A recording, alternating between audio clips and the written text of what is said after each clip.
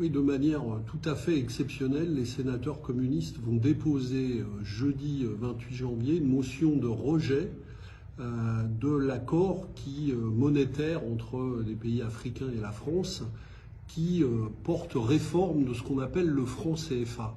Alors pourquoi est-ce que nous déposons cette motion de rejet? D'abord parce qu'il y a un problème de méthode.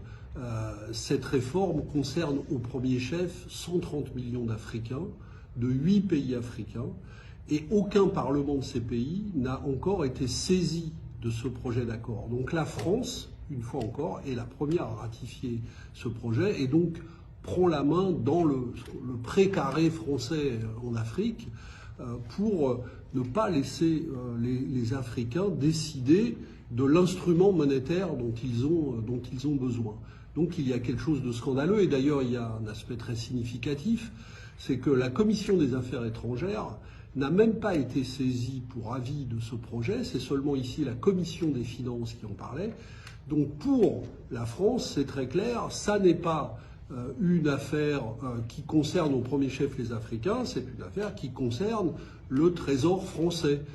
Touchez pas au Grisby, ça nous appartient, donc c'est aux Français de décider.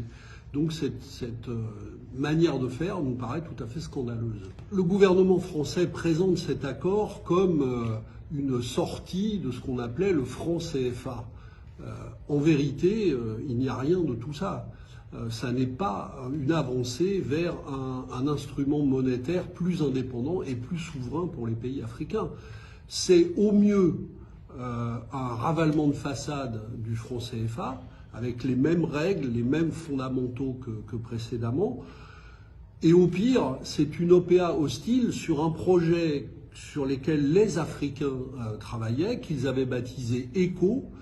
Et les Français, nous volons le nom, donc ça ne s'appellera plus franc CFA, ça s'appellera ECO, qui était le nom imaginé par ces pays africains de la CEDEAO pour commencer à travailler un instrument monétaire commun.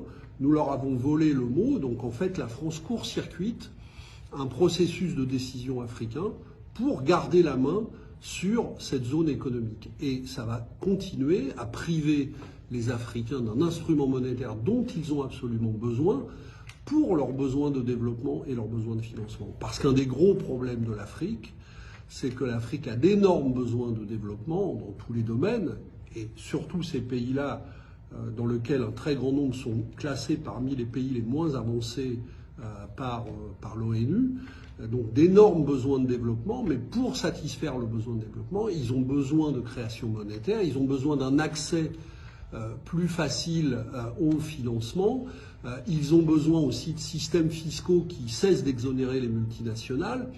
Or, au lieu de les aider à construire ces instruments, eh bien, nous maintenons une espèce de domination monétaire de la France sur ces pays pour les empêcher de trouver les moyens d'un développement souverain.